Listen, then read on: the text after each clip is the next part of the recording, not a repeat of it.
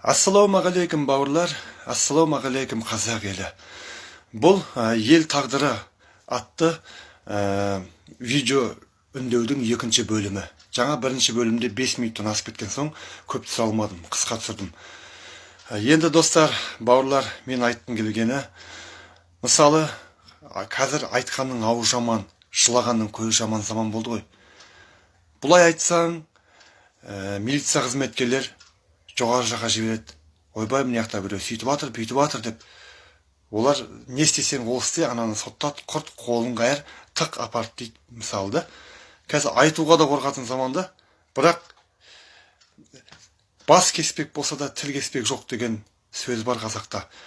Мысалы, қалай көріп тұрып, қалай мысалы осындай әділетсіздікті көріп тұрып қалай айтпайсың.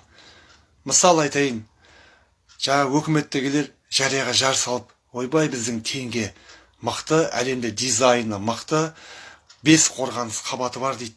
Ол теңгенің құны болмаса, оның бізге дизайн не керек бар, мысалы, халыққа? Оның құны жоқ, мысалы. Ойбай, әлемде бірінші орын алды, біздің теңгенің ең сұлулық жағынан қорғаныс қабаттары көп дейді. Оның не керек бар оның? Оның құны жоқ оның. Мысалы, қарайық. Мысалы, 2000 теңге табудың өзі оңай емес. Бір күн шаруа істейсің. Ол 2000 теңген мысалы деп айтайық, базардағы арба кештер, арба кештер күнде 2-3 теңге табады. Ол таба ма, таппай ма, бір құдай біледі. Оның арбасына беретін жері бар, күнде арбасын қоятын несі бар.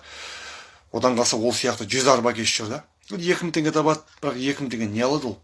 Бір 5 литр пісте маймен үйіне нан, шай аламайды. 1 литр үнемдеп, 1 литр пісте май, бір қант шайын алады мысалы. Ол үй қалай салады ол телевизор қалай алады ол. Ол үшін күн көру үшін 2-3 адам жұмыс істеу керек мысалы да, үйінен келіншегі өзі болып. Ал үйіндегі бала шағасын кім бағады? Аппаратты ол кемпір шалға бақтырама үйіндегі. Ол кемпір шалдың өзіне бір қараушы керек. Ал мемлекет не болсын, мысалы осындай нәрсені қолғамайды. Ана соны баққан кемпір шалға ақша берсін, үйде отырып тым болмаса. Аналардың бала шағасын баққан. Ол бейшараларға онда беріп баққан жоқ ақша, өкімет.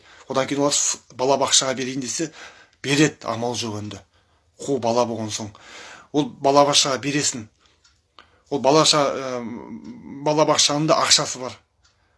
Мысалы, қарап отырсаң, қарапайым халықты өте қатты қысып тастаған да. Ол кәдімгідей мемлекеттің басындағылар, мысалы өкімет, парламент, кәдімгі бір театр сияқтылдыр, театр. Театр, мысалы, өмірдегі театрларда актерлар ойнаса, өмірдің мұқтажын, елдің тағдырын сомдаса, бұлар ешқандай шындыққа жанаспайтын өтірік сомдайды да. Театр бәрі актерда. Отырып алды заң шығарғыш. Бір халыққа пайдасы бар заңда шығармайды да олар. Ол халықты қысу. Мысалы, сіз кеп шаштараз бір үйіңізден, бір қарапайым ауылдан, үйіңіздің ішінен бір шаштараз ашып қойсаңыз, өкімет бір 2-3 күннен кейін жетіп келеді. Не? Налог. Бір мал бағып, бір мал бордақылап, бір тірлік істеп атсаңыз, жетіп келеді. Не? Налог. Олардың халыққа беріп баққан жоқ, тек халықтан алады, тек қана. Күнде заң шығарады отырып алып. Күнде бүгін мынандай заң шығады, ертең мынандай заң шығады. Бәрі халыққа қарама-қайшы заңдарда. Сөйтеді да тағы да президенттікке сайланды дейді.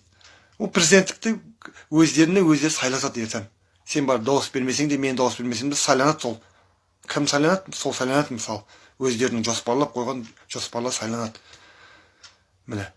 Біз қазақ дәптерін естіп тастағанбыз. Бауырлар, ел болайық, аман болайық.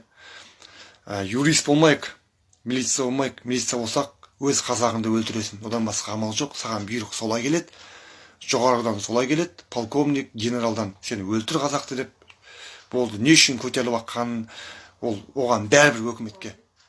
Тек бізге өздеріне қарсы шыққаннан бәрін қыра береді олар. Достар, бүгінгі видео үндеу осымен аяқталды. Мен Мұрат Әбілдәм. Жарқын күндерде жолыққанша.